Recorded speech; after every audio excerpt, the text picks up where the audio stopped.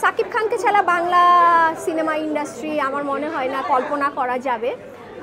অনেক বড় একটা সময় ধরে কিন্তু উনি বাংলা সিনেমায় লিড করে আসছে এবং খুব কম অ্যাক্টার্স, আমার খুব কম বলতে গেলে কি আমার মনে হয় বাংলাদেশে আর দ্বিতীয় আরেকটা অ্যাক্টার্স ওনার মতো এরকম লিড এখনও কেউ করতে পারেনি এবং আমার মনে হয় আরও চালিয়ে যাবে উনি।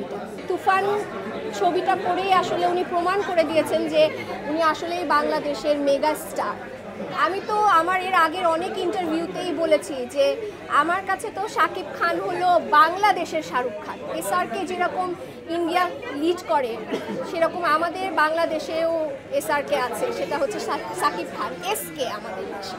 তো এই যে শাকিব খান বলিউডে সিনেমা করলো, আরো ভালো ভালো সিনেমা করছে, হলিউডের নায়িকাদের নিয়ে করছে, তো এই বিষয়টা আপনি কোন দিকে দেখেন, কেমন দেখেন? আসলে আমাদের বাংলাদেশ এখন নায়িকা সংকটে ভুগছে, এটা অস্বীকার করা যাবে না, কিন্তু আমাদের শাকিব খান চাইলেই কিন্তু আমাদের বাংলাদেশ থেকেও মেগা অ্যাক্ট্রেস, সুপার অ্যাক্ট্রেস বের করতে পারেন। হ্যাঁ, আমার তো মনে হয় যে আমাদের বাংলাদেশ থেকে এখন যেই শাকিব খানের সাথে যেই অ্যাক্ট্রেসই কাজ করবে সেই এখন সুপারস্টার মেগা স্টারের খাতায় নাম লিখিয়ে দিবে। শাকিব খানের পিছে পিছে অনেক নায়িকারা ঘুরঘুর করে, তারা কি এই সুযোগটা নিতে চাচ্ছে কিনা?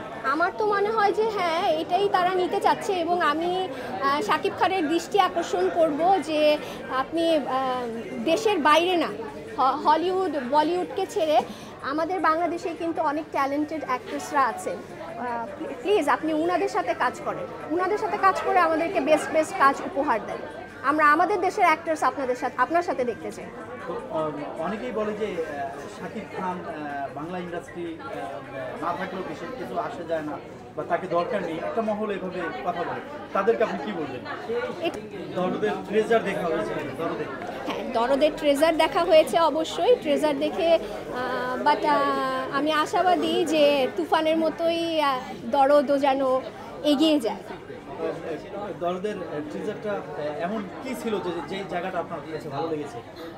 সবচেয়ে বেশি ভালো লেগেছে হচ্ছে যেই অ্যাক্ট্রেসের সাথে উনি ইন্ডিয়ান অ্যাক্ট্রেসের সাথে কাজ করেছেন, ওই অ্যাক্ট্রেসের সাথে ওনার যে কেমিস্ট্রিটা আমার সেটা খুব ভালো লেগেছে। আমরা গতকালকে শাকিবের ইন্টারভিউ নিয়েছিলাম, তিনি বলেছেন ফাটিয়ে দিলাম, ঈদ ছাড়া ফাটিয়ে দিলাম, তো এই বিষয়টাকে কোনভাবে দেখেন?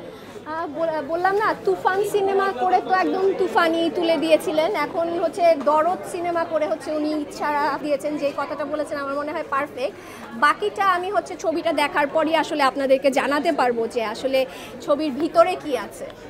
উনি একজন সুপারস্টার, মেগা স্টার, নিজেকে ওভাবেই মেনটেন করেছেন এবং আমি কিন্তু আপনাদেরকে বারবারই বলছি, ইন্ডিয়াতে যদি শাহরুখ খান থেকে থাকে আমাদের বাংলাদেশেও শাকিব খান আছে, তো সেটাই তিনি মেনটেন করছেন।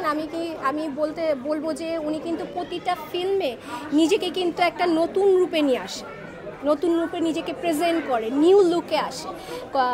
যেমন এর আগে আমরা প্রিয়তমা ছবি দেখেছিলাম, ওখানে ওনার চুলগুলো বড় বড় ছিল, দেন তারপর দেখলাম যে আরেকটা হলিউডের নায়িকার সাথে একটা ছবি করলো, সেটাতে উনি একদম ক্লিন শেভ করে একদম শার্পভাবে ট্রিম হয়ে আরও মনে হয় আরও একদম বয়স মনে হচ্ছিল যে আরও কমে গেছে সেই ছবিতে।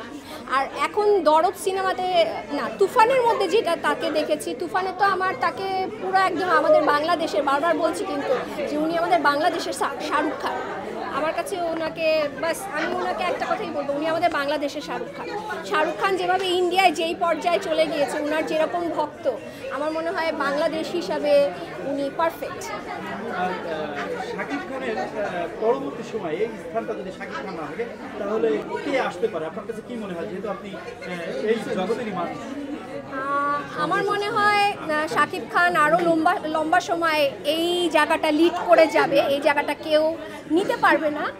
আর তারপর যদি কেউ আসার থাকে আমার মনে হয়